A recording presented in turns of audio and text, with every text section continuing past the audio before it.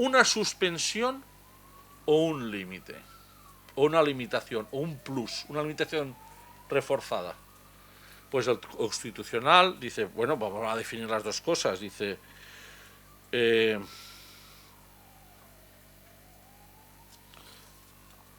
la suspensión es una cesación, aunque temporal, del ejercicio del derecho y de las garantías que protegen esos derechos. Es cesación. La limitación o restricción es reducir el ejercicio de ese derecho por aplicación de mayores límites, pero se puede ejercer, mientras que la suspensión cesa en el ejercicio del derecho. La suspensión es un vaciamiento del derecho de carácter temporal, te quedas sin el derecho. ¿De acuerdo? Eso que se puede en un estado de excepción, que es no se puede en un estado de alarma. Visto lo que es suspensión y lo que es limitación plus, el Constitucional dice, ¿y qué hizo el gobierno en ese decreto? Y el que más complicado de todo era el decreto de el que hacía referencia, a la libre circulación. Bueno, el artículo 7 del decreto realmente, a pesar de su dicción, lo que hacía era prohibir con carácter general que la gente estuviera en lugares públicos. De hecho, acordaos, se prohibía estar en las terrazas, si estabas te subías arriba, ¿no?, de tu finca a que te diera el aire, o a que el niño corriera un poquito y se desbravara, pues enseguida aparecía un helicóptero y dices, joder, a que me ametralla y todo. ¿Os acordáis? ¿Tú qué haces aquí? Oh, estoy en la terraza, que no hay nadie, nada, vete, sin vergüenza. Una situación un tanto kafkiana, es decir, oiga, que me subo arriba y me da un poquito el sol, ¿no? Pues nada, ni terrazas, y la calle ya ni pisarla. Y solo la podías pisar en unos casos muy tasados. Ir a la farmacia, ir al médico, ir al estanco, ir a comprar a establecimientos a comprar alimentos o productos higiénicos, muy puntual. Y si no era ir allí, ¿qué fue eso? ¿Una suspensión o una mera limitación? Y el Constitucional llega a la conclusión de lo que fue una suspensión. Porque la regla general era no salgas de casa. Y solo puedes salir de casa en estos casos taxativos. La redacción del artículo en el Real Decreto era: se podrá salir de casa para uno de estos fines. Te lo redactaba como positivo. No te ponía, está prohibido salir de casa. Te lo ponía en positivo y parecía que lo que era una limitación. Pero dice, no, la regla general es que no salgas. Y solo en estos casos tasados puedes salir. Por lo tanto, fue una suspensión. ¿Y qué dijo? El estado de alarma no puede dar lugar a una suspensión. Por lo tanto, lo que se ha dictado supone una vulneración. No porque las medidas de la Constitución, no porque las medidas fueran desproporcionadas, innecesarias, no idóneas. El Constitucional admite que era necesario, pero dice, el instrumento que has empleado no es el adecuado. Tenías que haber declarado un estado de excepción y no el estado de alarma. Vosotros no habéis visto todavía los estados. El estado de excepción, que es el segundo que se prevé, está pensado para cuando las instituciones democráticas no pueden funcionar, cuando los derechos y libertades de los ciudadanos están gravemente amenazados y cuestiones graves de alteración del orden público. Eso está pensado en el 84. Estamos pensando en desórdenes públicos. Pero dice el Constitucional, hay que darle una lectura adecuada a los tiempos. Y en esta situación de pandemia, que primero se creía que se podía controlar y después se descontroló, no os pasa nada. Pero hubiese sido a mí que me podía haber dado una rampa. Porque he visto que hay gente que casi le salta el corazón. En esa situación, dice el Constitucional, pues lo que tenías, alteración del orden público, pues era grave porque las instituciones muchas no podían funcionar normal. Los servicios públicos muchos no funcionaban normales. La sanidad estaba saturada totalmente. Había grave riesgo para los derechos, primero el derecho a la vida y la integridad de los ciudadanos. Por lo tanto, hubiese estado con un concepto amplio de orden público, tú lo podías haber, lo que tenías que haber hecho es declarar el estado de excepción que te permite suspender derechos. También sí, este fue la principal cuestión que se le achacó al Tribunal Constitucional.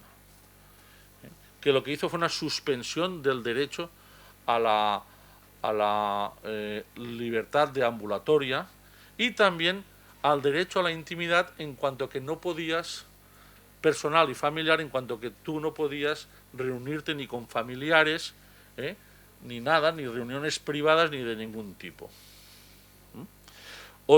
Otras medidas, como por ejemplo la contención en el ámbito comercial, recreativo y hostelería, ahí sí que dijo que no, que había una limitación, porque muchos ámbitos están abiertos.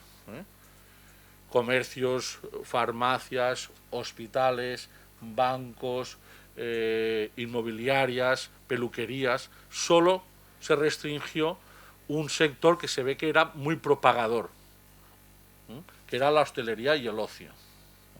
Por lo tanto, ahí ya hubo efectivamente una limitación. En cuanto también se alegó, oye, y limitación, también hubo una limitación para asistir a cementerios o lugares de culto, pero si lees el artículo, lo único que te decía es que estaban permitidos esos actos, lo único que había que adoptar las medidas oportunas para que no hubiera contagios, en todo caso, mantener un metro de, que no hubiera aglomeraciones, mantener un metro de distancia, tal cual, con lo cual hubo una limitación. Y dijo el Constitucional, lo importante no es la causa que genera ese estado, sino los efectos que está provocando.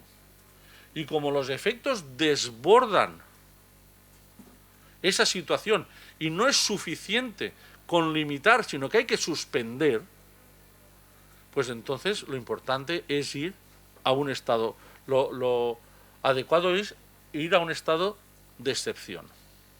Bueno, trascendencia, o ¿qué sentido tiene eso? Pues el sentido pues es muy limitado.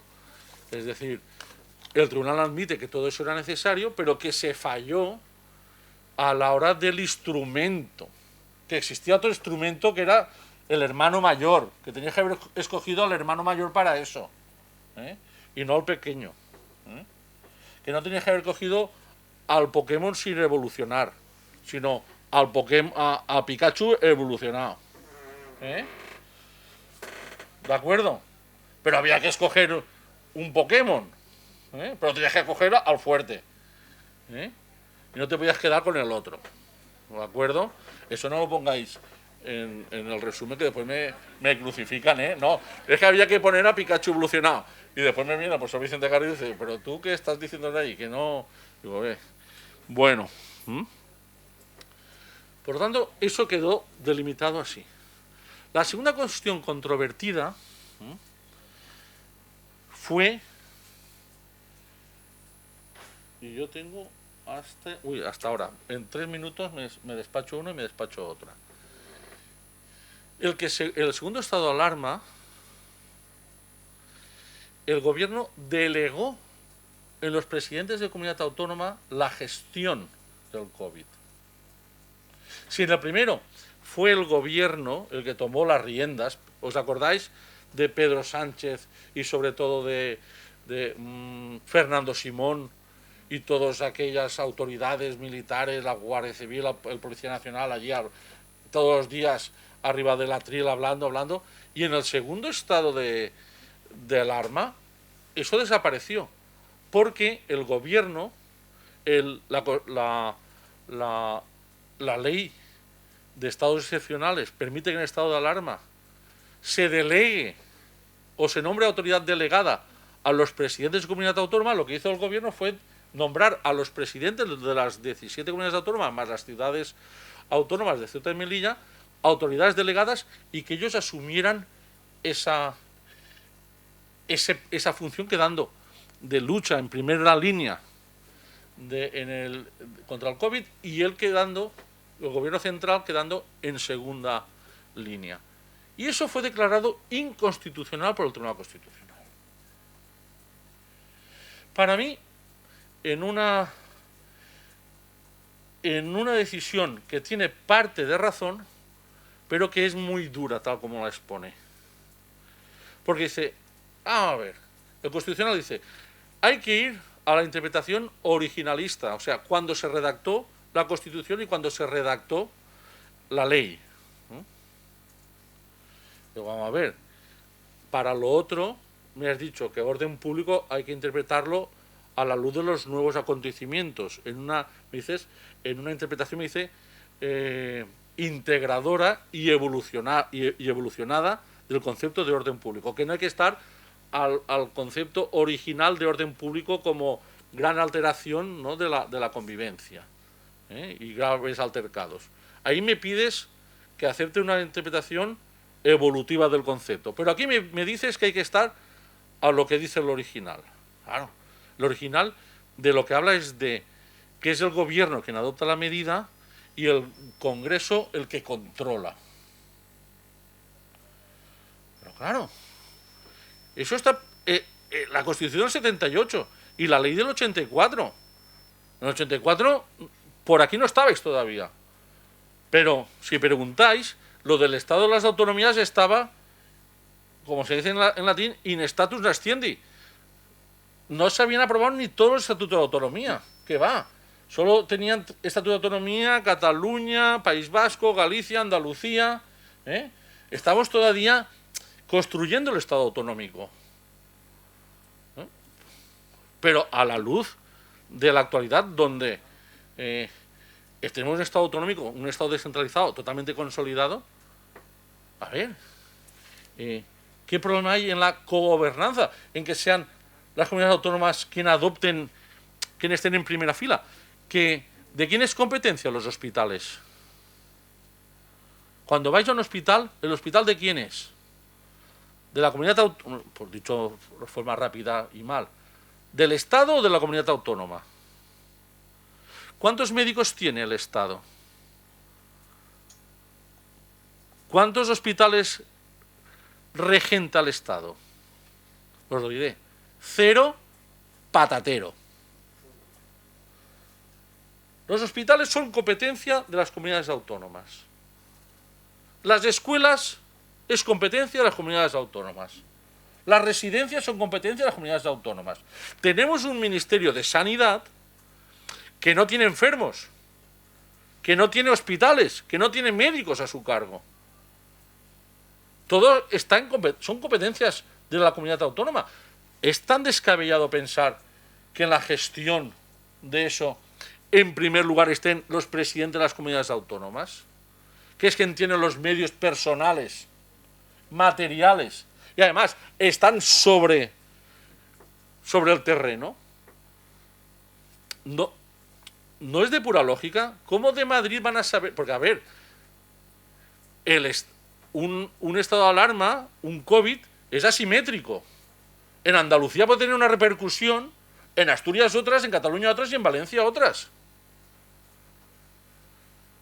¿No será más propio que el Estado, que es el gobierno, con con el Congreso dicte el Real Decreto diciendo qué medidas se pueden adoptar y que sea el presidente de la comunidad autónoma como autoridad delegada, que según cómo evolucione la pandemia en su territorio, de esas medidas diga, pues aplico esta, esta y esta, y además con esta intensidad mayor o menor.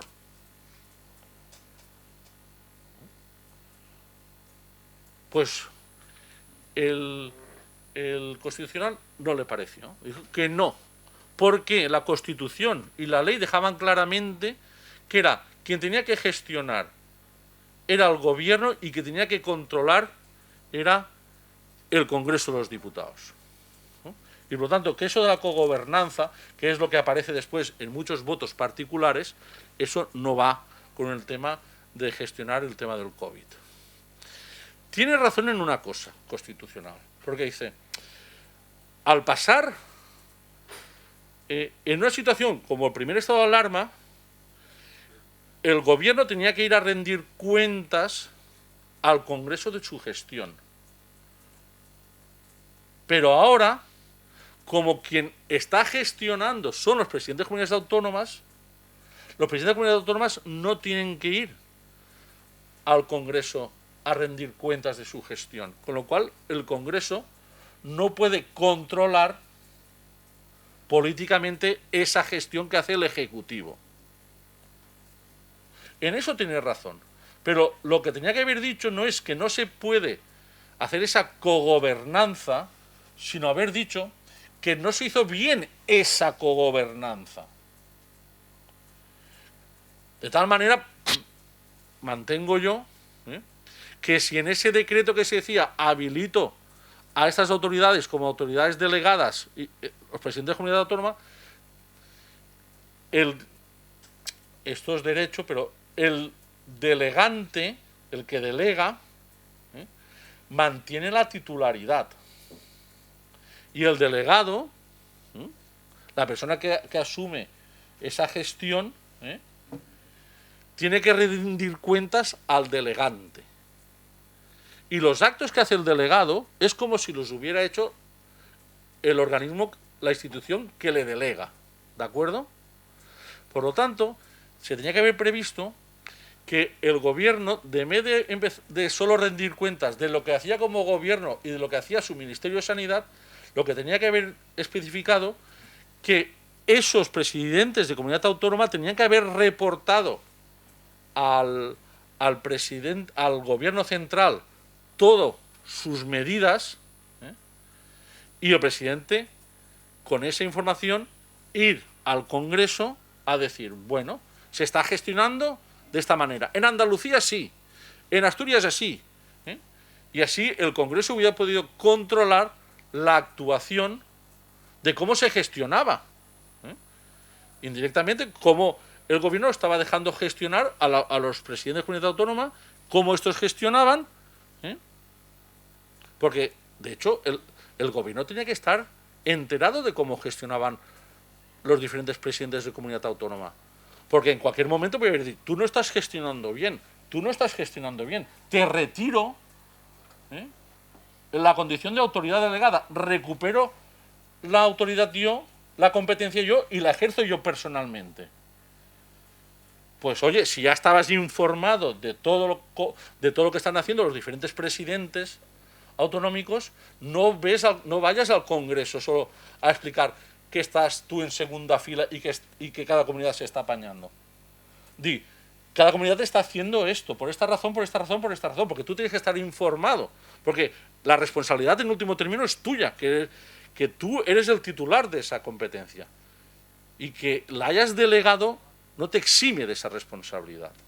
Por lo tanto, yo creo que se puede llegar a esa cogobernanza, pero haciendo ese ejercicio de que se puede seguir, el Congreso puede seguir controlando, porque el presidente del gobierno cuando va está asumiendo todo lo que se han hecho en las diferentes comunidades autónomas y las expone al Congreso. Tampoco hubiese valido que los presidentes de comunidades autónomas hubiesen ido a dar cuenta en sus respectivos parlamentos autonómicos, porque eso no quita. Donde hay que dar cuenta es en el Congreso de los Diputados. Y de hecho, en esto del CSIC, en los barómetros del CIS, perdón, de noviembre de 2021, cuando se le pregunta a usted, ¿quién le gustaría a usted que se hiciera cargo de la lucha contra la pandemia? Primordialmente, ¿el gobierno de España, el gobierno de las comunidades autónomas o ambos en colaboración? O sea, uno u otro o la cogobernanza. Gobierno de España, 15,9. Gobierno de comunidades autónomas, 6,4. Ambos en colaboración, 73. O sea, los ciudadanos tienen interiorizado que este problema había que solucionarlo de manera conjunta una y otra administración. Y por último, el funcionamiento anormal de las instituciones, especialmente el Parlamento. Aquí habría muchas cuestiones, pero como tengo que terminar, me centraré en una cuestión relativa a la Comunidad Valenciana, que tomó la decisión de suspender el periodo de sesiones y que las decisiones se tomaran en la Diputación Permanente, que cuando estudiéis es como la Asamblea Legislativa, pero en pequeñito, en representantes de cada partido según el número total de votos tienen allí, y por lo tanto, y además que solo intervinieran los representantes de cada partido político. Además que hubiera una comisión de la que podías formar parte aunque no fueras miembro de la comisión permanente. Además que podías votar de forma remota cuando no está previsto que para estas situaciones tú puedas votar de forma online. Bueno, lo que hay que hacer es, vamos a ver, un periodo de sesiones no se puede suspender. Solo se puede suspender en los casos tasados por la ley, que es entre periodo de sesiones, funciona la Diputación Permanente. Cuando un Parlamento se disuelve porque hay elecciones, hasta la constitución del nuevo Parlamento funciona la Diputación Permanente. Pero la ley no prevé que suspender las sesiones y que funcione la Diputación Permanente para estos casos. Por lo tanto, tú no te lo puedes inventar. No está en la ley. Y después no está previsto en la ley el voto remoto, online, para estos casos. Reforme usted el reglamento como hicieron en otros parlamentos autónomos para permitir estas posibilidades. Si esto ya era un poco complejo, lo último, que ahí no estuvo nada acertado, fue una resolución de la presidencia que no llegó afortunadamente a ejecutarse, en el que permitía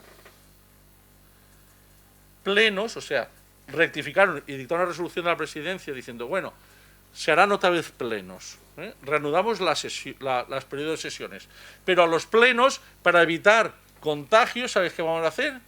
Que solo vayan los portavoces, el que en valenciano es diuen els síndics, y cada portavoz vota por voto ponderado. ¿Sabéis lo que es el voto ponderado? Mi voto vale el número de escaños que yo tenga en el grupo parlamentario. Si yo tengo 80 diputados en el grupo parlamentario, mi voto vale por 80. O sea, voto por mí, por mis compañeros. ¿De acuerdo? Vamos a ver. ¿Cómo en un pleno va el portavoz a votar por los demás? La Constitución dice que el voto es personal e indelegable. ¿Cómo en un pleno tú votas por todos los de detrás? Bueno, esto hubiese ya, si el mandato representativo, que no sé si lo habéis estudiado, que supone que el voto es del diputado, que el diputado vota sin ningún tipo de cortapisa ni presión, porque están prohibidos los mandatos imperativos, es decir, recibir instrucciones, y esto ya está muy tocado, porque los partidos establecen una disciplina de voto impresionante. No sé si estáis viendo ahora todo el tema de la diputada Cayetana Álvarez de Toledo, por haber votado en contra del sentido del partido en el tema de la reelección o nombramiento de las vacantes para el Tribunal Constitucional. Si eso ya está muy tocado, ahora solo falta el que nosotros somos diputados, sobramos, que tenemos un representante de los diferentes grupos, quedaros los 3, los demás para casa. Tú que tienes a 30 detrás, tu voto vale por 30. Tú que tienes a 60, tu voto vale 60. Tú tienes a 75, tu voto vale 75. Si hacemos eso, oye, pues lo hacemos para siempre, nos ahorramos todos esos sueldos. Eso a lo que conduciría es una cosa. Eso está muy bien analizado por el profesor Vicente Garrido en un artículo muy brillante. Esto al final a lo que conduce es a una democracia de mesa camilla. Nos sentamos 3 y decidimos y ya está. Afortunadamente eso que yo creo que hubiese sido totalmente inconstitucional si se hubiese puesto en práctica, porque tú no puedes votar por los demás y tu voto es tuyo, y a lo mejor, y vale que haya disciplina de partido y que los diputados y diputadas a veces tienen una fidelidad, como decía Óscar Alzaga, perruna. Es decir, sea lo que sea, yo voto lo que me diga mi partido. Vale que en la mayoría de veces el diputado sigue las directrices del partido y el partido, si no, lo sanciona. Pero ya hasta el punto de decir sobras y que vote el portavoz por ti y por todos los demás, eso ya es excesivo. Por lo tanto, eso pues era una muestra de funcionamiento anormal, como también fue una muestra de funcionamiento normal cuando el Congreso de los Diputados decidió ya no más sesiones, no más debates, salvo lo que tuviera que ver con el estado de alarma. Salvo lo que tuviera que ver con la aprobación de decretos relacionados con el estado de alarma. Por lo tanto, ni controlar al gobierno, ni pedirle explicaciones, ni control político, ni nada. Claro. Y eso por 6 meses. El Constitucional, en una última sentencia, le vino a decir, oye, esta decisión, sentencia 168, creo, / 2021, 2021, dijo, esa decisión de suspender, de que el Parlamento no tenga actividad, cuando la Constitución dice que la actividad de las instituciones no puede quedar suspendida en ningún caso, y si es en ningún caso, es en ningún caso, y más en un estado excepcional donde hace falta, ya que el Ejecutivo le hemos dado ese plus de poder, hará falta que el Parlamento esté controlando ese plus para que no se exceda. Pues ahora no, tú ya no te reúnes y tú ya no me controlas. Claro, funcionamiento anormal de las instituciones. Y eso lo declaró también inconstitucional el Tribunal Constitucional. Bueno, yo os he intentado dar un repaso muy rápido a lo que es, por ejemplo, todo esto, sentencias, las 3 sentencias constitucionales, las otras cuestiones que dan lugar ahora a mucho debate. Unos están a favor de las sentencias tuvieron muchos votos particulares. Los votos particulares son votos de magistrados del tribunal discrepantes con la mayoría que pueden incorporar después. Pues las sentencias del Tribunal Constitucional se estuvieron tomando por 6 votos a favor, 5 en contra. O sea, hay muchos debates de si esto que dice el Constitucional está bien, si no está bien. Yo, por ejemplo, he discrepado sobre el tema de la cogobernanza, no tenía que haber sido tan drástico, teniendo algo de razón.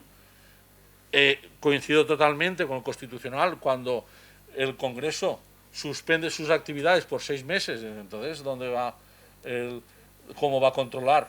Si en este caso la Constitución dice que en ningún caso se puede suspender el funcionamiento normal de las instituciones, y menos en estos casos donde tienes que controlar, pues en ahí sí que estoy de acuerdo. Bueno, es todo un debate que está ríos de tinta. Bueno, hasta aquí quería llegar. ¿Tenéis alguna duda, alguna pregunta? Porque yo me quiero ajustar para que tengáis después la siguiente conferencia. Me he ido 20 minutos, que son muchos. ¿Tenéis alguna duda? ¿No? ¡Qué bien! Para ser de primero. No hace falta, que soy de casa. Vale, pues supongo que ahora rápidamente pasamos a la siguiente conferencia, bueno, al siguiente panel, que será rápido también, de profesores Ferran García Mengual, Enrique Fliquete, y que estará moderado por el profesor Joran Rollner. Buenas tardes, pues vamos a empezar la sesión. Bueno, esta tarde tenemos un panel que versará sobre la competencia de Generalidad en materia de derecho civil. Intervendrá en primer lugar Enrique Fliquete Giso, el profesor Fliquete, y posteriormente intervendrá el profesor García Mengual. Bueno, casi estoy pensando en presentarlos a los dos al mismo tiempo y luego ya directamente les doy la palabra. Bueno, pues el profesor Fliquete es doctor en Derecho, profesor de Derecho Constitucional en nuestra universidad y en otras universidades. Ha sido abogado en ejercicio durante mucho tiempo y actualmente es vicepresidente del Consejo Jurídico Consultivo de la Comunidad Valenciana y director científico de la Cátedra Tomás Moro de la Universidad Católica San Vicente Mártir. Bueno, y Ferran García Mengual es también licenciado en Derecho y en Ciencias Políticas, también profesor de Derecho Constitucional en nuestra universidad y en otras universidades, es doctor en Derecho también, ha desempeñado diversos puestos en la Administración Autonómica, también en el Consejo Jurídico Consultivo de la Comunidad Valenciana y en el Consell de la Generalitat, y es actualmente letrado de las Cortes Valencianas. Yo soy un poco par con las presentaciones, pero creo que lo más interesante es oír lo que nos tienen que decir.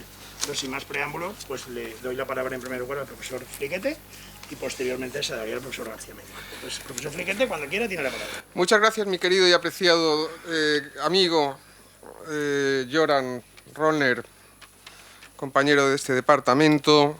Un saludo al querido Ferran, al profesor Vivancos, a quien agradezco profundamente los sinvivires que ha tenido para poder llevar adelante con tanto éxito estas jornadas.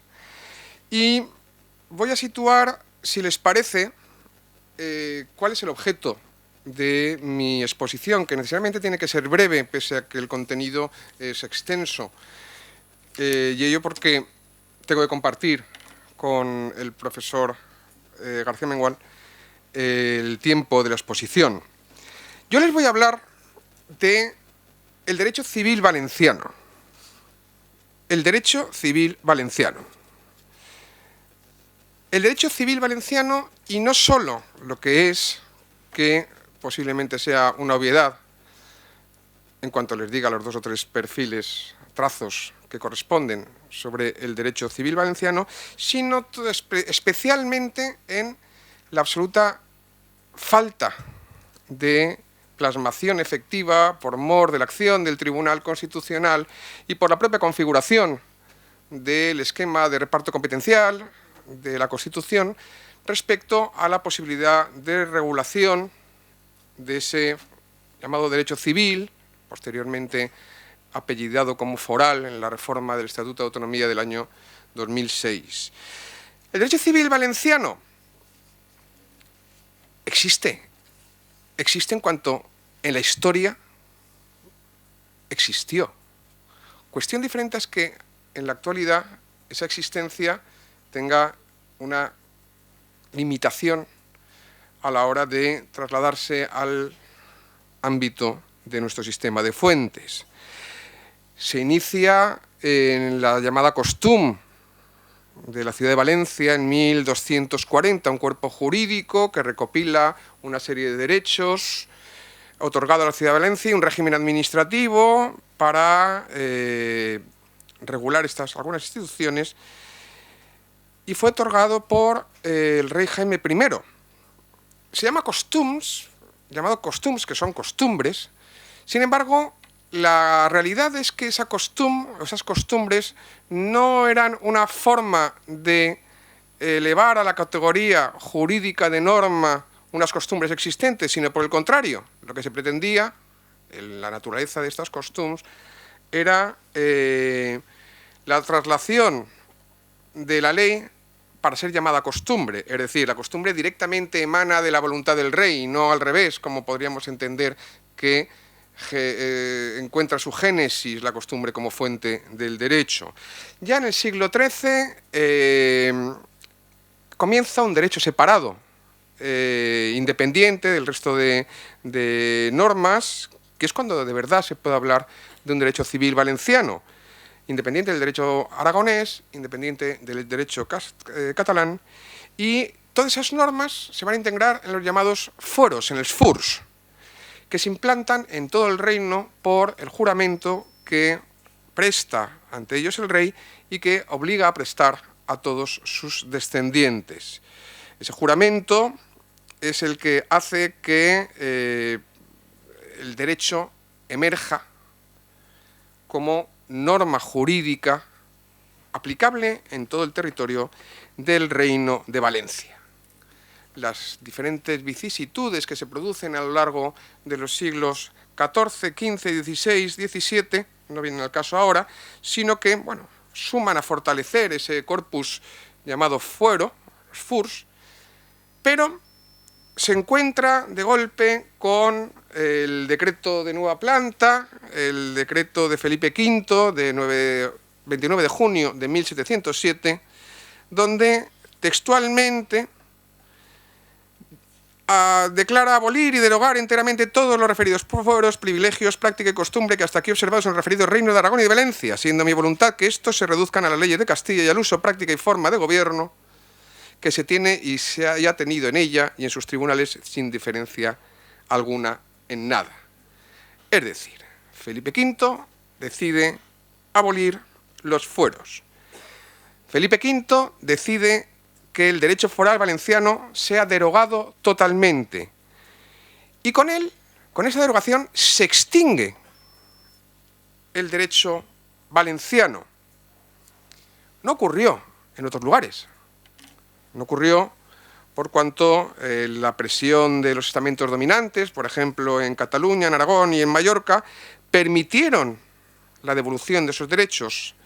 Aquí, llamando a aquella famosa frase, ¿no?, del conde duque de Olivares respecto a los valencianos, tenemos a los valencianos por más muelles que a los aragoneses. ¿Qué quería decir con eso? Que los valencianos no han gozado nunca ante la clase dominante de un carácter excesivamente reivindicativo. Era más acomodaticio, se tenía por más muelle, más amoldable y por tanto no presentó normalmente el pueblo valenciano batalla, pese a que yo estoy convencido que el pueblo valenciano es un pueblo esencialmente foralista. Eso es una valoración personal. Llegamos, pues, con esos antecedentes, con unos fueros derogados, con un derecho valenciano que deja de existir, con el decreto de nueva planta, llegamos a la Constitución de 1978. Como bien saben, el reparto competencial entre Estado y comunidades autónomas viene determinado en el artículo 148 y 149 de la Constitución. Dentro del artículo 149, competencias exclusivas del Estado, se van a establecer en su apartado 8 la competencia exclusiva del Estado sobre legislación civil sin perjuicio de la conservación, modificación y desarrollo por las comunidades autónomas de los derechos civiles, forales y especiales allí donde existan. ¿Qué quiere decir allí donde existan? Esta es la cuestión nuclear de la cual se tiene que partir para advertir si desde el texto constitucional podemos encontrar un atisbo de luz para la génesis o la pervivencia de un derecho que había dejado de existir. Allí donde existan implica la existencia de un derecho propio vigente en el momento de la aprobación de la Carta Magna. Es decir, las comunidades autónomas que no tuvieran un derecho propio vigente, bien porque lo habían perdido, como el caso de Valencia, bien porque nunca lo tuvieron, no podrían asumir nunca esa competencia que excepciona el 149.1 a favor del derecho foral, derecho civil de estos territorios. En definitiva, ¿qué está diciendo el artículo 149.1 Está diciendo que la norma general en la regulación del derecho corresponde al Estado, excepcionalmente cuando existan territorios donde exista un derecho civil vigente, preexistente a la aprobación de la Constitución, podrá regularse ese derecho para conservarlo, modificarlo y desarrollarlo. por parte de cada comunidad autónoma. Y además, luego viene a establecer en su último inciso que el ejercicio de esas facultades de conservación, modificación y desarrollo por parte de las comunidades autónomas va a estar limitado, pues cuanto no va a poder asumirse esa función o esa competencia respecto a determinadas materias que excluye expresamente el artículo 149.1 octavo. Esto no significa que las competencias de las comunidades autónomas se limiten al derecho compilado, a las compilaciones forales. La compilación foral es el conjunto de normas, la integración de diferentes normas forales que desde mediados del siglo XX comenzaron una etapa muy floreciente de recuperación del derecho y que llevaron a las diferentes compilaciones de derecho civil en diferentes territorios. El derecho compilado es el derecho escrito. Son normas escritas y como tales es derecho vigente en el momento de aprobarse la Constitución. Eso no quiere decir que todo el derecho que subsiste es el derecho escrito. Lo que quiere decir, y hay que entenderlo según sentencia del Tribunal Constitucional, la 121/92, que es precisamente la que resuelve un recurso de inconstitucionalidad contra una de las leyes valencianas, la primera de todas, sobre arrendamientos históricos, sino que también, como dice, alcanza a las normas civiles de ámbito regional o local y de formación consuetudinaria, es decir, no necesariamente escritas, preexistentes a la Constitución, es decir, que existan en el momento de aprobación de la Constitución. De tal forma que tenemos dos vías para reconocer el derecho civil para la Comunidad Valenciana. Una tendría que ser la existencia de una compilación que no existía, por cuanto los fueros se habían derogado. Otra, la vía de la prueba del derecho consuetudinario preexistente a la Constitución y que exista en el momento de aprobación de la Constitución, cosa que, como veremos, tampoco se va a producir. El requisito, como decía, es la preexistencia a la Constitución, es decir, solo se podrá legislar en el ámbito del derecho civil foral en materias reguladas por normas forales vigentes, un derecho, por tanto, que se tiene que referir al derecho presente, no a un derecho pasado, a un derecho inexistente. Las normas para poder regular esa competencia de atribución, esa atribución de competencia va a requerir siempre, pues, de normas existentes de derecho vigente que sea susceptible de ser desarrollado, de ser modificado o de ser conservado. Por tanto, el único límite que va a existir para poder reconocer la competencia va a ser la previa existencia de un derecho civil. Y ello, desde luego, en el ámbito de la Comunidad Valenciana se hace especialmente difícil. Esta es la doctrina que mantiene el Tribunal Constitucional desde los inicios de sus pronunciamientos en estas materias, sentencia del Tribunal Constitucional de 88/1993, y seguida por todas las posteriores. ¿Qué ocurre en la Comunidad Valenciana después de que se apruebe la Constitución? Que se aprueba el Estatuto de Autonomía. El Estatuto de Autonomía de la Comunidad Valenciana no va a permanecer al margen de la cuestión del derecho civil. Y así, la primera redacción del Estatuto de Autonomía de la Comunidad Valenciana, en su artículo 31, 31 apartado 2, atribuía competencia exclusiva a la Generalitat sobre conservación, modificación y desarrollo del derecho civil valenciano. Lo hacía. Sin embargo, vuelvo a decir, no existía ese derecho civil vigente, se había perdido con el decreto de Nueva Planta, en tiempos de Felipe V. Esa excepción que plantea el artículo 149.1 octavo sobre la posibilidad de legislar en materia de derecho civil foral, debe además entenderse, porque claro, nuestros legisladores no son especialmente cándidos cuando establecen estas cosas. Lo que están pensando es que algo podré regular. Si sé que no tengo derecho escrito, sé que no tengo compilaciones, por lo menos voy a tener un ámbito de ejercicio competencial en materia de derecho civil y luego ya averiguaré cuál es ese derecho civil. No sé si me entienden. Es decir, yo sé que no tengo un derecho compilado, pero ¿quién dice que no existan costumbres que se han mantenido a lo largo de la historia que vayan a permitir que yo pueda regular un derecho civil propio. Así, no es la situación de las comunidades con un derecho compilado la que prevé el artículo 31.2 del Estatuto de Autonomía. Y además hay que sumar a esta circunstancia el hecho de que nuestra comunidad autónoma se constituye como tal por la vía del artículo 143 de la Constitución. Es decir, que no podía asumir más competencias que aquellas que establecía el artículo 148 de la Constitución. No sé si le estoy haciendo un poco de lío, pero ustedes ya han dado las cuestiones sobre el acceso a las autonomías. Claro, el acceso a la autonomía es una cuestión que depende de lo que la Constitución diga.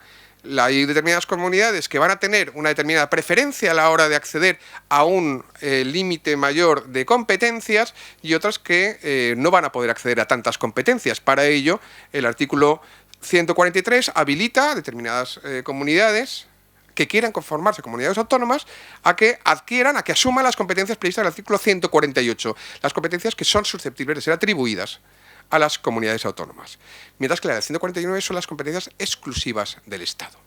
Aprobado el Estatuto por la vía del 143 y, por tanto, con las competencias del 148, y para intentar equiparar su situación con la de los demás territorios históricos, lo que se hace es aprobar una ley orgánica de transferencia, la Ley Orgánica 12/1982, la llamada LOTRAVA, que transfiere una serie de competencias del artículo 149 susceptibles de ser transferidas a las comunidades autónomas que excedían de las del 148. Posteriormente se modifica el Estatuto de Autonomía, como ustedes sabrán, en el año 94, donde se integran todas esas competencias que había entregado, que había cedido el Estado a través de la LOTRAVA, y se integran como competencias propias del Estatuto. Adquieren, pues, rango estatutario. Tenemos, pues, que esas competencias, ese bloque de competencias que van a asumir la Comunidad Autónoma Valenciana a partir de la LOTRAVA, van a determinar una equiparación, una igualdad con respecto a las demás comunidades históricas. Y ello podría dar a entender que aquello que pueden hacer otras comunidades autónomas en materia de derecho civil también lo puede hacer la Comunidad Valenciana. Sin embargo, nos vamos a ver abocados a una serie de golpes golpes jurídicos, claro, por parte del Tribunal Constitucional. Al hilo de este precepto, de la redacción inicial del Estatuto, se aprueba la Ley de Arrendamientos Históricos, la Ley 6/1986 en la Comunidad Valenciana.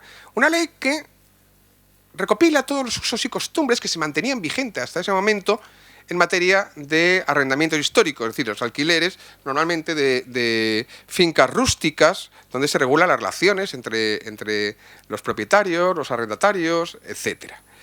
Esa ley fue recurrida ante el Tribunal Constitucional, dictándose la muy importante sentencia 121/1992. ¿Y por qué es importante esta sentencia? Porque esta sentencia es la que habilita la posibilidad de que la Comunidad Valenciana, aun sin tener una compilación de derecho foral, pueda considerarse que exista un derecho foral establecido por la costumbre. Es decir, la costumbre puede regir como derecho foral en el ámbito territorial y, por tanto, ¿qué hará falta? La prueba. Habrá que probar que esa costumbre ha existido. Declara, pues, la constitucionalidad, es decir, no declara la inconstitucionalidad de la Ley de Arrendamientos Históricos. A partir de ahí se consolida una doctrina por parte del Tribunal Constitucional donde se afirma que el derecho civil especial que preexiste al tiempo de la promulgación de la Constitución no es exclusivamente el que regulan las compilaciones, sino también el contenido en normas consuetudinarias, en la costumbre. Pues al hilo de esta declaración comienzan una serie de movimientos que inicia el Manifiesto por el Derecho Civil Valenciano en 1992, el Colegio de Abogados de Sueca. En el ámbito institucional se crea el Observatorio de Derecho Civil Valenciano por decreto 30/2002 para conservar, actualizar y difundir el derecho civil valenciano, intentó buscar hacer un inventario de usos y costumbres vigentes. Y luego, por último, la creación de la Comisión de Codificación Civil Valenciana. Lo que pretendía, en última instancia, era crear un código de civil valenciano. Todo ello al amparo de la competencia atribuida por el Estatuto de Autonomía. La modificación del Estatuto de Autonomía, ya en el año 2006, la segunda de las modificaciones de trascendencia, quiso incidir especialmente en esta cuestión. Así se introduce un artículo nuevo, el 7.1, que dice que el desarrollo legislativo de la competencia de la Generalitat procurará la recuperación de los contenidos correspondientes de los foros del histórico Reino de Valencia, en plena armonía con la Constitución. Esta reintegración se aplicará en especial al entramado institucional del histórico Reino de Valencia. El artículo 49.1 segundo, que es el que regula ahora las competencias. La Generalitat tiene competencia exclusiva sobre las siguientes materias: conservación, desarrollo y modificación del derecho civil foral, añaden el término foral, para advertir de cuál es el significado último de ese derecho civil que quiere la comunidad autónoma desarrollar. Y luego una disposición transitoria tercera, que establece que la competencia exclusiva sobre el derecho civil foral valenciano se ejercerá por la Generalitat en los términos establecidos por este estatuto a partir de la normativa foral del Reino de Valencia. Sin embargo, todo esto no va a ser más que un brindis al sol, por cuanto, al amparo de esta modificación del Estatuto de Autonomía y desde los hálitos de esperanza que daba esa posibilidad de un derecho consuetudinario, daba, pues eso, quizá la ilusión o las posibilidades de que existiese una posible recuperación del derecho civil. Sin embargo, no hay que olvidar, el requisito esencial es que ese derecho exista, bien compilado, bien probado, a través como derecho, como costumbre. Como decía, al albur de esta modificación se aprueban 3 normas y se tramita un anteproyecto de ley. Por un lado, la Ley de Régimen Económico Matrimonial Valenciano, la Ley de Relaciones Familiares de los hijos e hijas cuyos progenitores no conviven, es decir, la Ley de Custodia Compartida, y la Ley de Uniones de Hecho de la Comunidad Valenciana, la Ley 10/2007, 5/2011 y 5/2012. Y a su vez también el proyecto de la Ley de Sucesiones de la Generalitat Valenciana del año 2009. ¿Todo esto por qué? Porque se pretendía que, a raíz de determinadas instituciones que existían en los fueros, pudieran desde ellas crear un derecho fundado en muchos aspectos en esos fueros. Hay un aspecto del régimen económico matrimonial, así en el aspecto de las sucesiones, así en el aspecto de la custodia compartida, así en las uniones de hecho. Choca un poco, ¿no? Porque pensar que las uniones de hechos puedan tener un fundamento foral, pues es algo complejo.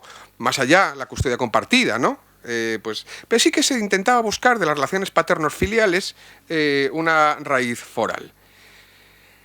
La novedad del adjetivo foral, por tanto, lo que hacía era entroncar la materia civil con las instituciones forales, con el derecho foral. Pero eso no podría en ningún caso implicar la reposición o el reconocimiento de un derecho foral que no existiese en el momento de aprobación de la Constitución. Y así viene la declaración de inconstitucionalidad de esas 3 leyes. Momento complicado para las esperanzas de sentir de los juristas más foralistas, incluso también el sentir de los propios valencianos, en las que el Tribunal Constitucional, en diferentes sentencias que reiteran casi textualmente la misma posición, van a declarar la inconstitucionalidad de esas 3 leyes. No sin antes mencionar la importante posición que defendió el Consejo Jurídico Consultivo de la Comunidad Valenciana, en la que, cuando tuvo que dictaminar estas normas, todas por vía de proyecto de ley, ya avisó que la competencia exclusiva solo se puede ejercer respecto a un derecho consuetudinario que subsistiese en el momento de aprobación de la Constitución. Sin embargo, ese aviso no llegó a ningún puerto Y el Tribunal Constitucional declara inconstitucionales por 3 causas. La primera, la atribución de la competencia exclusiva del Estado para legislar en materia civil está establecida por la Constitución. Y la Constitución no puede limitarse por parte de ningún estatuto de autonomía. Por encima del estatuto de autonomía se encuentra la Constitución. Y por tanto, si la Constitución dice en su artículo 149.1, octavo, que se tiene que referir a un derecho preexistente, es decir, que tiene que tratarse de un derecho vigente en el momento de aprobación de la Constitución, eso no lo puede cambiar nadie. Hay que plegarse a lo que dice la Constitución. En segundo lugar, porque la inexistencia de normas forales escritas y la posible competencia para regular el derecho civil se va a circunscribir a normas forales consuetudinarias. Y eso va a llevar a la tercera, el tercer reproche. No existe prueba de la existencia de esas costumbres forales que han determinado la creación de esas leyes. Los votos particulares discuten esta posición y, sin embargo, y en definitiva, nos encontramos en la situación donde el derecho civil valenciano no tiene posibilidad de desarrollarse. Ante eso, 2 posiciones, incluso una tercera, propugnada por los defensores del foralismo. Una primera, un cambio de la orientación de la interpretación del Tribunal Constitucional. Oiga, Tribunal Constitucional, interprete usted de otra forma. Cuestión harto compleja, en la medida que vincular a un tribunal a que interprete de una forma o interprete de otra no es lo propio por parte de la acción política. La interpretación de la Constitución por parte del Tribunal Constitucional es una interpretación que no puede estar en ningún caso vinculada expresamente, aunque sí que puede en algún caso serlo tácitamente, por parte de ninguna fuerza política. Segunda posibilidad, la reforma del modelo de distribución territorial de la competencia en materia de derecho civil respecto al artículo 149.1 octavo. Solución harto compleja, en la medida que toda reforma constitucional va a requerir, como ustedes bien saben, y además tratándose de materias, las materias propias del artículo 167 de la Constitución, una mayoría de 3/5 de la Cámara, que puede ser conseguida o no. Y por último, la última solución, una resolución cabal que defendió en su momento el jurista Mariolano, y también escuché al catedrático Garrido defender en alguna ocasión, por las vías del artículo 151 de la Constitución, es decir, por la vía de una ley marco. Las Cortes Generales, en materia de competencia estatal, podrá atribuir a todas algunas de las comunidades autónomas la facultad de dictar para sí mismas normas legislativas en el marco de los principios, bases y directrices fijados por una ley estatal. Es decir, la ley estatal marca las bases y sean las leyes autonómicas las que desarrollen, ejecuten esas bases a través de normas legislativas. Se han planteado otras, ¿no? por la vía de la Ley Orgánica de Transferencia al 152, la Ley de Armonización, que no es la procedente, pero en cualquier caso es una situación que en estos momentos constriñe cuál es la capacidad de desarrollo de esa previsión sobre el derecho civil valenciano.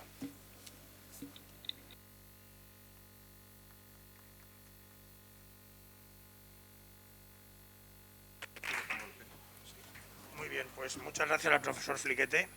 Veo que a sus múltiples dotes une la de adivinación, porque ha calcado precisamente los 30 minutos que yo tenía pensados, pero que había olvidado indicarle. Entonces vamos a dar la palabra al segundo ponente del panel, aunque algunos dicen panel, pero yo diría panel. Yo diría panel, que es don Ferran, el doctor García Mengual, que en cuanto esté listo, pues tiene la palabra para disertar lo que considero oportuno sobre el tema que nos ocupa. Bueno, buenas tardes. Ventajas de hablar el último es que muchas de las cosas que ya se han dicho y otras pues y intentaré ser lo más conciso posible porque ya no son horas de ser muy extenso.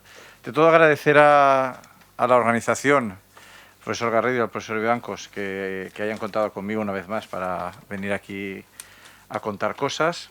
También agradecerle al profesor Rollner sus amables palabras en la presentación. Siempre es un placer, por lo demás, coincidir con el profesor Fliquete, amigo, compañero de muchas batallas y peleas en muchos frentes. Y... espera, que el reloj se ha quedado aquí atravesado. Vale, yo tengo un PowerPoint que no voy a seguir, como decía un jefe mío, porque si no me voy a extender demasiado. Vale, de entrada voy a empezar, yo no voy a hablar tanto de lo que es la competencia del derecho civil, desde una perspectiva del derecho positivo, sino un poco sobre cómo ha ido evolucionando la justificación política de la competencia en derecho civil. Como ha comentado el profesor Fliquete, nuestro estatuto del año 82, que es el anterior al actual, tenía una competencia, reconocía la competencia del derecho civil en el artículo 31.2, y decía, conservación, modificación y desarrollo del derecho civil valenciano. Esta dicción es literalmente la misma que aparecía en el Estatuto de Cataluña, en el artículo 9.2, y en el Estatuto de Galicia, en el artículo 27.4, y muy parecida al Estatuto del País Vasco, de Navarra, de Aragón y de las Illes Baleares de aquella época, de los años 80. Llama la atención que todas estas comunidades tenían en aquel momento compilación de derecho civil, la única que no tenía compilación de derecho civil era la Comunidad Valenciana, y es la única que fuera de las que tenían compilación de derecho civil reconocía esta competencia en estos términos, lo cual ya marcaba una línea en la que aparentemente el conflicto iba a estar por ahí. Quizás eso es importante para retener en cuenta uno de los argumentos que sostienen quienes defienden la competencia en derecho civil. Es decir, no es una competencia que vaya a plantear grandes problemas, porque como se ve aquí, no hay ninguna otra comunidad autónoma, salvo aquellas que tienen compilación de derecho civil, que estén pidiendo la competencia en derecho civil. Y realmente la Comunidad Valenciana, en su favor, tiene que es la única comunidad autónoma que en el pasado tuvo un derecho civil propio, diferente del derecho civil castellano, que en estos momentos no tiene desarrollo del derecho civil castellano. Es más, no hay una demanda generalizada de la competencia en derecho civil en otras comunidades, como puede ser Andalucía, como puede ser Castilla-La Mancha, la Comunidad de Madrid o la Rioja, por poner un caso. Por lo tanto, desde esa perspectiva, es un tema que se entiende que no sería especialmente conflictivo. Vale. A ver cómo paso yo esto. No me deja pasar. Sí, tiene que ser con el cursor. Vale, aquí esto es una cosa que pasan con el derecho civil. Vale, la primera, una vez tenemos el estatuto, tenemos varias... yo me gustaría definir como 3 etapas en la reclamación del derecho civil, en el ámbito político. Tenemos una primera etapa que es desde la primera legislatura, año 82, hasta el año 2006 prácticamente. Ahí tenemos 2 subetapas. Una primera fase sería la fase anterior a la sentencia 121-1992, que es la sentencia sobre la ley de arrendamientos históricos, en la que prácticamente no se hace nada sobre el derecho civil. El derecho civil es un tema que no se aborda, no se cuestiona, no hay ni una sola iniciativa, nada sobre el derecho civil. La primera iniciativa es la ley de arrendamientos urbanos, históricos. Es una ley que la propia ley en el preámbulo ya dice que es una actualización del derecho. No es una actualización, pero reivindica que perdimos el derecho civil con los decretos de nueva planta, que no tenemos lo que después dijo el Tribunal Constitucional, y que ha mencionado el profesor Fliquete, que no tenemos textos escritos sobre una interpretación, una jurisprudencia, etcétera, de ese derecho civil, etcétera. Esta ley se aprobó con una amplísima mayoría en las Cortes Valencianas, solo votó en contra los 3 diputados del Grupo Mixto, que eran una escisión del Grupo Popular, que después evolucionó hacia Unión Valenciana, y que votaron precisamente argumentando que la ley se quedaba corta, que querían una ley mucho más de derecho civil, más fuerte, más radical en cuanto a la recuperación del derecho civil, que no se centrase solo en la recuperación del derecho consuetudinario. Por lo tanto, sí que había esa clara conciencia del derecho civil. Con la sentencia 121 en 1992, eso es un jarro de agua fría Es verdad que no anula toda la sentencia, toda la ley, anula solo quiero recordar que un artículo, tiene 2 votos particulares muy cañeros con la competencia de derecho civil, pidiendo que se anule más cosas de las que anula el Tribunal Constitucional, pero el tema queda zanjado ahí. En la clase política valenciana, hasta ese momento, asume, dentro de lo que cabe, que no hay mucho más que hacer. Y entonces vamos a la siguiente legislatura, o sea, la legislatura donde tienen lugar las sentencias, que es la tercera legislatura, la 91-95. Y aquí les he traído dos elementos que me parece que son interesantes. Primero son las iniciativas que se han presentado. En esta legislatura, 4 años, solo se presentan 18 iniciativas relativas al derecho civil. De esas 18 iniciativas, 11 son preguntas escritas. Y si las viéramos, hay varias que son prácticamente la misma pregunta. Pero llama la atención una interpelación. Una interpelación es una pregunta larga sobre política general que le hace una diputada, María Ángeles Ramongín, en aquel momento de Unión Valenciana, al Gobierno sobre qué piensa hacer en relación con el derecho civil. Les he traído aquí la respuesta del conseller que contestó, que era Emèrit Bono, que contestó de una manera un poco socarrona a la pregunta. Es decir, le preguntan, ¿qué está haciendo el Gobierno cuál es la política general del Consell en materia de recuperación del derecho civil valenciano? Contestación del conseller. Se la traduzco por si alguien no lo entiende. La señora diputada pone de relieve, una vez más, su preocupación y la de su grupo por estas cuestiones, que son pertinentes. Y el tema del derecho civil es una de ellas. Un tema, diríamos, de cierta importancia. No sabemos si de mucha, pienso, y perdone que se lo diga, no demasiada. Eso es lo que dice el consejero. El consejero dice que es un tema de poca importancia.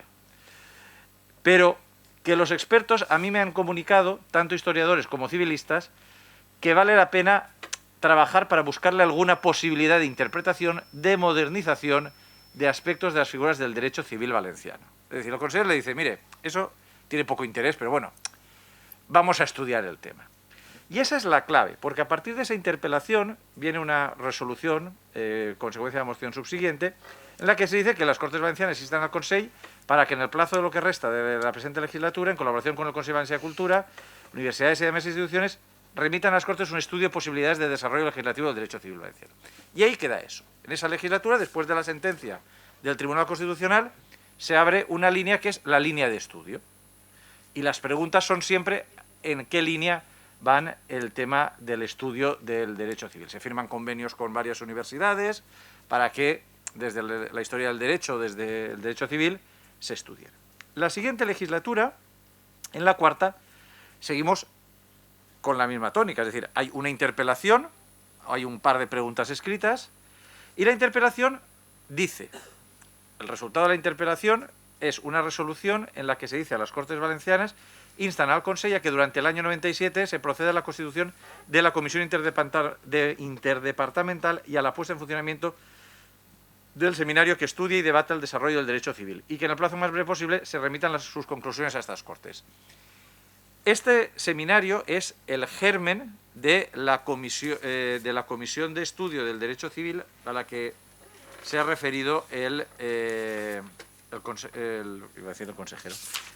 profesor Fliquete anteriormente. Es decir, a partir de aquí se empiezan a crear organismos con un carácter estable, no específicamente académicos, sino con participación de académicos y técnicos de la administración, con la finalidad de ir estudiando vías de interpretación del derecho civil. Vale. Aquí en medio hay un salto, porque en la quinta legislatura, que es la que va del 99 al 2003, no hay ninguna iniciativa. En la sexta legislatura, que es la que va de 2003 a 2007, es cuando se aprueba el Estatuto de Autonomía. Y sobre el Estatuto de Autonomía, el nuevo Estatuto de Autonomía, hay que reseñar que el tema del derecho civil pasa totalmente inadvertido.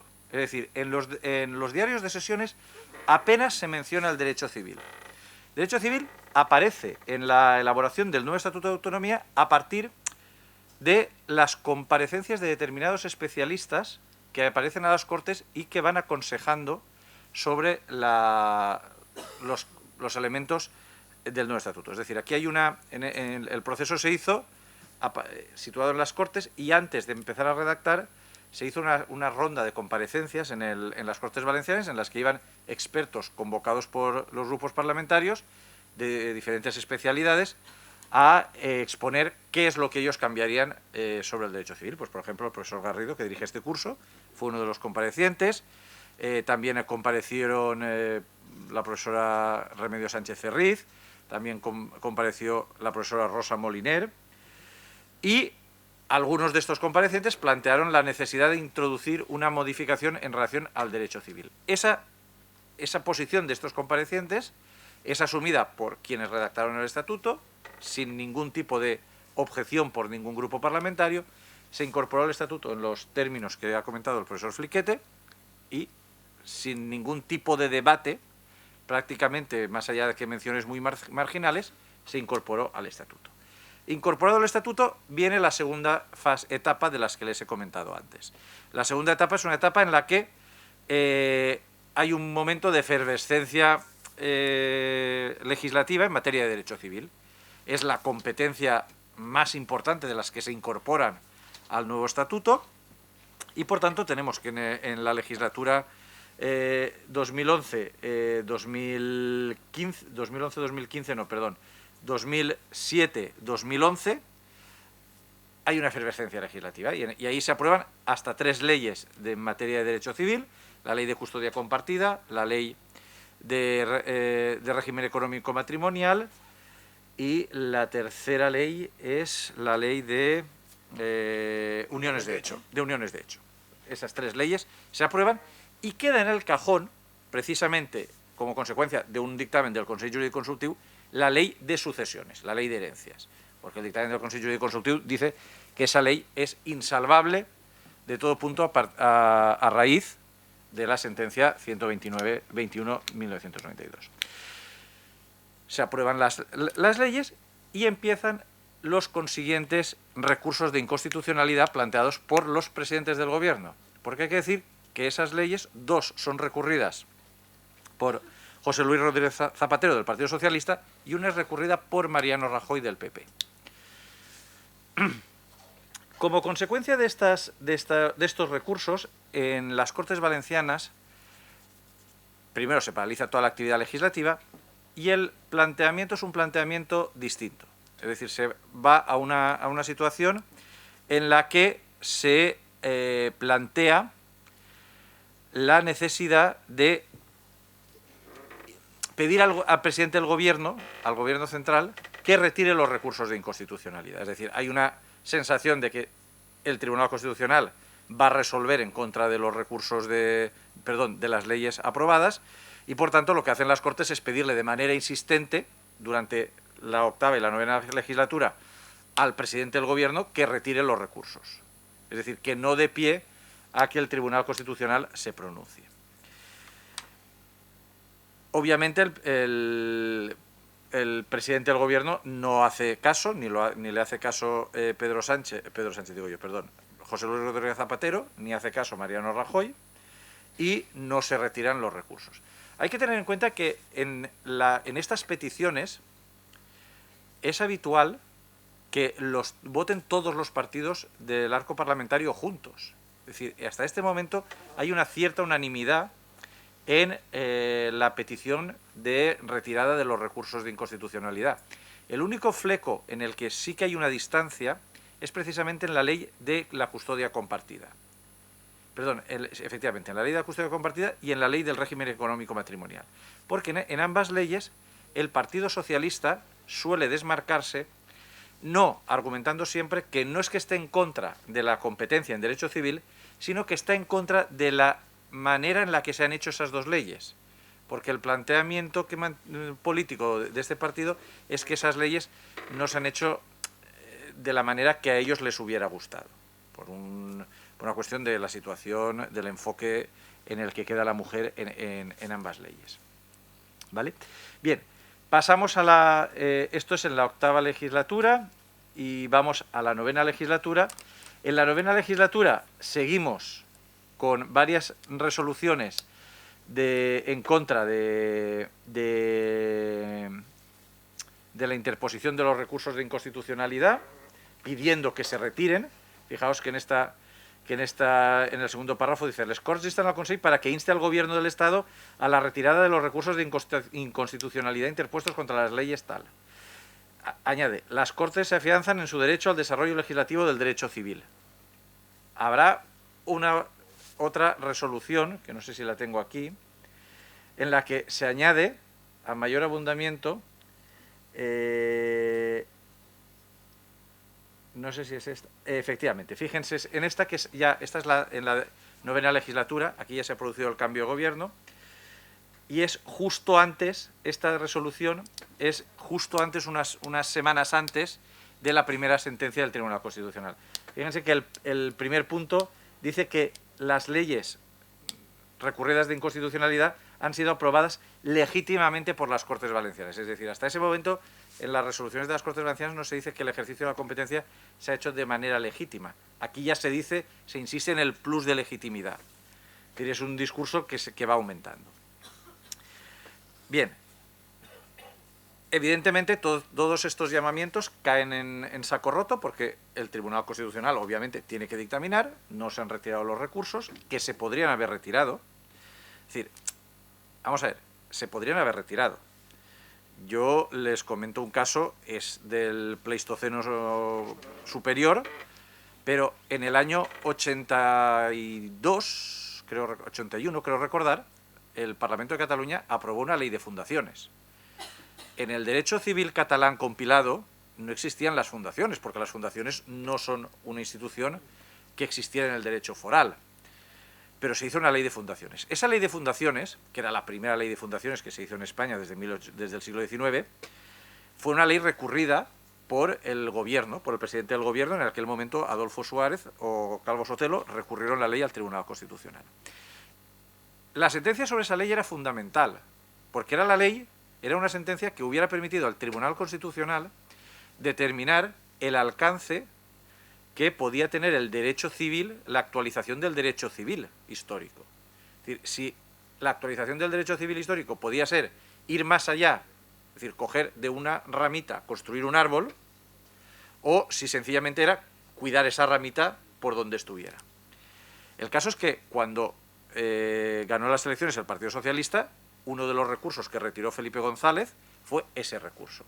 A partir de la retirada de ese recurso, se abrió la veda para que el Parlamento de Cataluña construyera un código civil completo. En estos momentos Cataluña tiene un código civil completo que no tiene nada que ver con la compilación que tenía en el año 78. Tiene muchísimas más, un desarrollo muchísimo más amplio. Tienes un código civil prácticamente igual que el código civil que estudian ustedes. Quiero decir con ello que si el presidente del gobierno, alguno de los dos presidentes del gobierno hubiera retirado los recursos, probablemente hoy estaríamos hablando de la competencia de derecho civil de la Comunidad Valenciana en otros términos.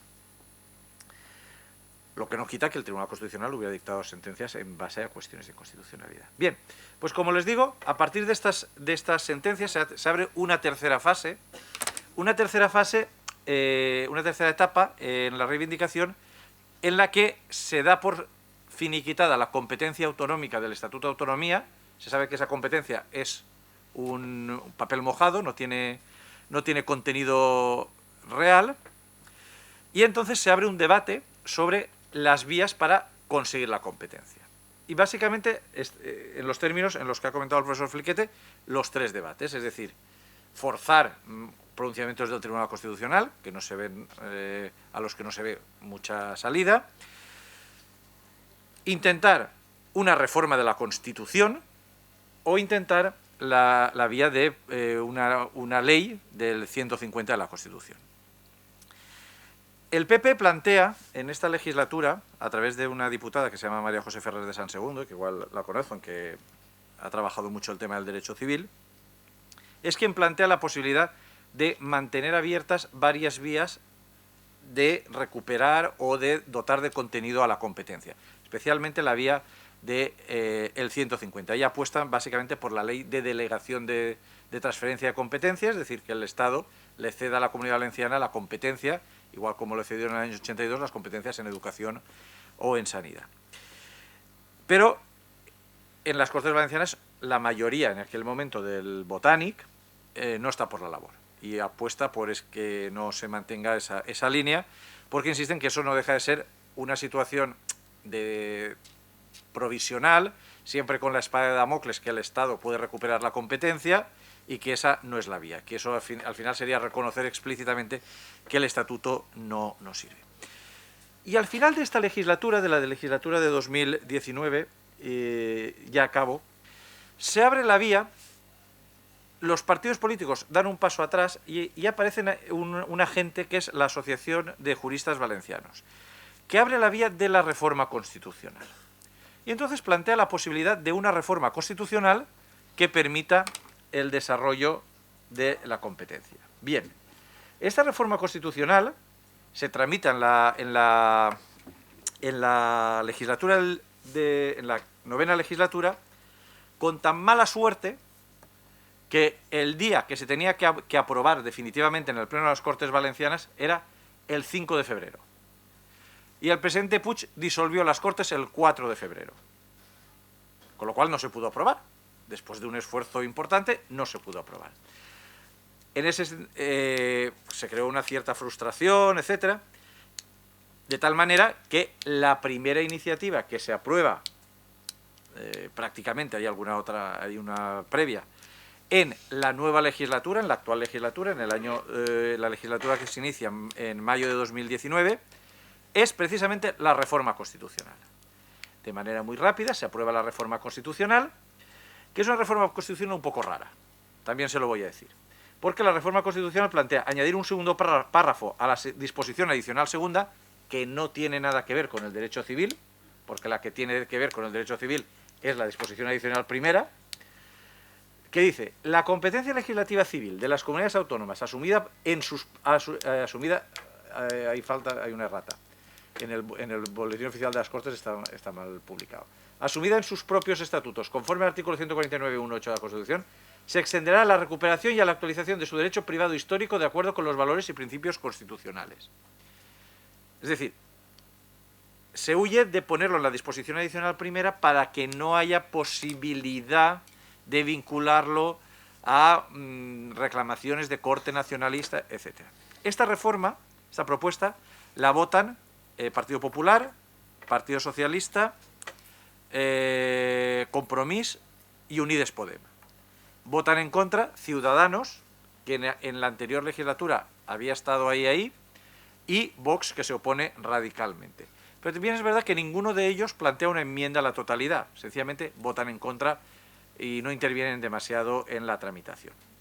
Esta iniciativa se envía al Congreso de los Diputados en el mes de febrero, sí, puede ser que sea el mes de febrero del año 2020, justo antes de la pandemia, y allí se queda. Y no avanza, está bloqueada en el Congreso de los Diputados junto con otras 3 reformas constitucionales. Propuestas de reformas constitucionales. Algunas de hace prácticamente 5 o 6 años. Ante esto, por parte de la Asociación de Juristas Valencianos, que es quien la está promoviendo actualmente y quien más apoyo está dando, se plantean dos vías de trabajo. Primera, hay una cadena o avalancha, casi avalancha, de acuerdos de ayuntamientos de la Comunidad Valenciana pidiendo al Congreso que la tramite, que se dé prisa en tramitarla. Como en su momento ya hubo una avalancha, prácticamente todos los ayuntamientos de la Comunidad Valenciana se manifestaron a favor de la recuperación y del derecho civil y de la retirada de los recursos de inconstitucionalidad. El último intento fue, el Gobierno ha llevado a las Cortes Generales una propuesta de reforma de la Constitución para modificar el artículo 49 de la Constitución, que es el artículo relativo a las personas con discapacidad. Inicialmente se trataba de sustituir el término disminuidos por personas con discapacidad o personas con diversidad funcional. Después se amplió un poquito más y la idea que se planteó es, por parte básicamente de Compromís, es de presentar una enmienda a esa modificación constitucional que incluyera este texto, el texto que ven ahí en la pizarra, en el proyector. A mí no me consta que se haya presentado. no me consta que se haya presentado. En cualquier caso, esa reforma constitucional ya ha dicho el Partido Popular que va a fracasar porque no la va a apoyar. Y si no la apoya el Partido Popular y no la apoya Vox, no se alcanzan los 3/5 del Congreso de los Diputados y, por tanto, es imposible de aprobar. Y así está el estado de la situación en estos momentos. Es decir, estamos en una situación en la que en el ámbito político hay un cierto consenso a nivel de Comunidad Valenciana exclusivamente. Fuera de la Comunidad Valenciana ese consenso no existe. En la Comunidad Valenciana hay un consenso muy amplio en términos políticos y en parte de prácticamente todos los agentes jurídicos en defensa, en aras de la recuperación de esta competencia o de dotar de contenido a esta competencia. Prácticamente solo hay 2 partidos que están en contra, que son Ciudadanos y Vox. Y el resto están a favor. Otra cosa es el contenido que se le dé a esa competencia, pero el resto están todos a favor, normalmente. La fluctuación es que siempre han estado entre el 90 y el 70% de partidarios de esta competencia. A partir de ahí, en estos momentos está en un callejón sin salida porque depende de las Cortes Generales y este es un debate que en las Cortes Generales ni el Partido Popular ni el Partido Socialista de manera más o menos explícita, están dispuestos a abrir este debate. Con lo cual, el debate está ahí parado, es una competencia que está en el Estatuto, el Tribunal Constitucional la ha dejado sin ningún tipo de contenido, es decir, son artículos sin ningún tipo de aplicación, porque prácticamente no nos queda derecho consuetudinario, y ya está, y es decir, y ahí estamos. Está la Asociación de Juristas y algunos agentes están impulsando medidas de presión, pero es verdad que son medidas de presión que hasta la fecha no han dado resultado. Y esto es lo que yo tenía más cosas para contar, pero si no me voy a alargar demasiado.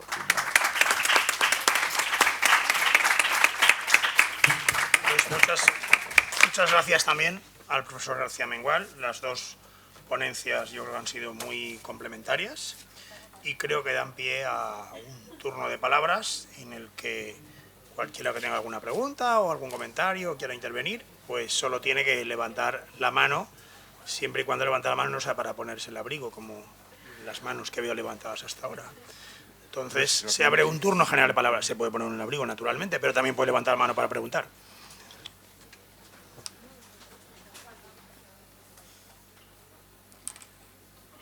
Quieren ser notarios y no quieren que haya más temario. Tienen vocación de notarías. Sí, bueno, eso es cierto. Dice el profesor García Mengual que probablemente ustedes aspiran a preparar la oposición a notarías y que no se extienda la longitud del tema dedicado a los derechos civiles fuera los especiales, que yo, por ejemplo, sí que recuerdo haber estudiado, todas ellas, la de Álava, la de Guipúzcoa, la de Vizcaya, las gallegas, las baleares. También debo recordar que la verdad es que era un tema que se pasaba bastante rápido por encima, bastante resumido, pero bueno, efectivamente quizás lo alargará brevemente. Bien, con independencia de ello, de cuáles sean sus expectativas futuras, pues no por el hecho de preguntar ahora tendrán que estudiar más en el futuro, por lo tanto queda abierta la posibilidad de intervenir, naturalmente. Bueno, yo sí que voy a aprovecharme de mi posición de moderador. Tengo una curiosidad. Yo sí que recuerdo que en uno de los 3 recursos, la sentencia, creo recordar que no es de inconstitucionalidad total. Creo que hay una pequeña parte de una de las leyes, aunque no sé si me estoy confundiendo, y lo que queda en vigor es una pequeña parte de la ley de arrendamientos históricos que luego se convierte en el texto de una nueva ley, no lo sé, pero solo tengo la curiosidad, si alguno de los 2 ponentes está al tanto de la cuestión, por refrescar mi memoria, y si no, pues le daré la palabra al profesor Vivancos, que seguro que quiere decirnos algo. Creo que Quique lo tiene. La sentencia de la ley de arrendamientos históricos realmente anula un artículo solamente. La que sí que queda bastante, no la anula totalmente, es la del régimen económico matrimonial. O sea, porque ahí queda algo, ¿no? Porque por en medio hubo una comisión bilateral. Esa es una ley muy procelosa que sirve muy bien para explicar el proceso que tiene el Tribunal Constitucional de la suspensión de las leyes autonómicas cuando las recurre el presidente del Gobierno.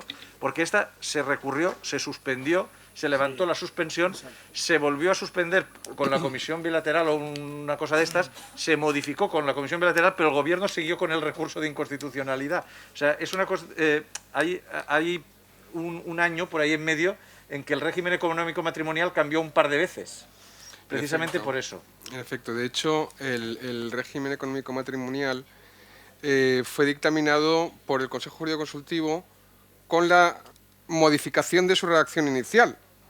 Es decir, fue la modificación inicial la que fue objeto de dictamen, donde se reiteró también por parte del Consejo la imposibilidad de darle prosperidad a esa norma, como después efectivamente así se ha planteado. Pero solamente, es que inicialmente además se presentaba el recurso de inconstitucionalidad, sobre la comisión bilateral se hizo solamente sobre determinados preceptos de la norma, y luego el recurso de inconstitucionalidad se presentó contra toda la norma, y llevó a que luego llegase una especie de pacto cambalache, donde dice, si me modificas esto, no pasa nada. Entonces crean otra ley. Y se crea otra ley, que en esa ley es donde sí que existe dictamen del Consejo y que posteriormente sí que es declarada inconstitucional. Bueno, una curiosidad. Muy bien. Pues alguna pregunta, alguna intervención, ahora que han tenido más tiempo para pensarlo. Pues el profesor Vivancos, como yo sospechaba, no va a desaprovechar la oportunidad de dirigirles unas palabras muy oportunas, seguro. Bueno, pues como yo soy el moderador, me voy a limitar a dar la palabra a los dos ponentes. De momento.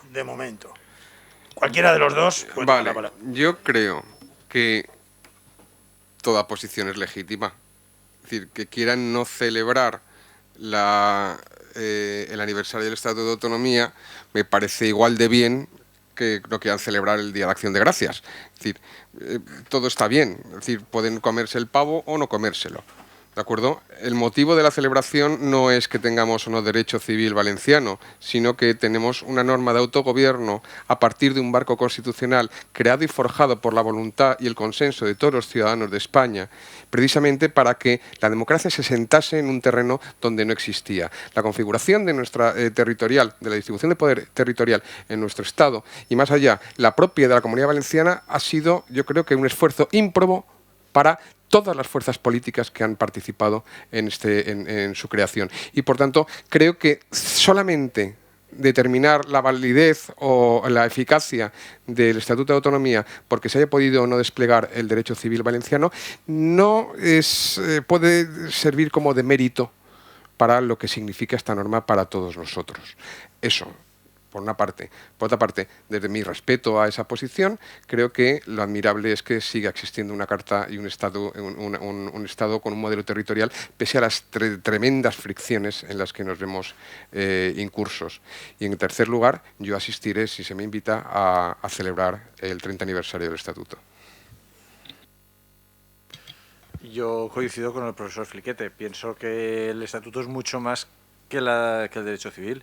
De hecho, las otras comunidades tenían derecho civil cuando no tenían estatuto. Es decir, el derecho civil se puede tener con o sin estatuto. Pienso que el estatuto da muchas más oportunidades y muchas más opciones que estrictamente el derecho civil, sin necesidad de entrar al contenido que se le pueda dar a ese derecho civil. Porque hasta ahora hemos hablado mucho de la competencia en derecho civil, pero no hay un debate sobre el para qué queremos el derecho civil, porque si el derecho civil es para hacer un código civil valenciano que copie el código civil, salvo 4 cosas, pues igual la competencia tampoco es tan importante como pueda parecer. Es decir, yo creo que el debate sobre la competencia debería venir del debate con el para qué. Muchas veces se piden competencias y cuando las tienes no sabes muy bien qué hacer y te limitas a replicar legislación, organismos y cuestiones que tiene el Estado y que tampoco son especialmente significativos. Lo hemos visto, de hecho, por ejemplo, la competencia en prisiones la tenían algunos estatutos y después se la quitaron porque nadie quería las prisiones. ¿Para qué queríamos las prisiones? O meteorología, es decir, yo qué sé, no. Yo creo que es una posición respetable, pero creo que es una posición que sobredimensiona lo que es el derecho civil en relación a lo que es el derecho a la autonomía, que me parece que es el derecho importante, por decirlo de alguna manera. Muy bien. Pues, ¿alguna cuestión más? ¿Algún comentario? Bien, pues en ese caso daremos por terminada la jornada, agradeciendo su asistencia a todos los presentes y particularmente a los ponentes. Buenas tardes.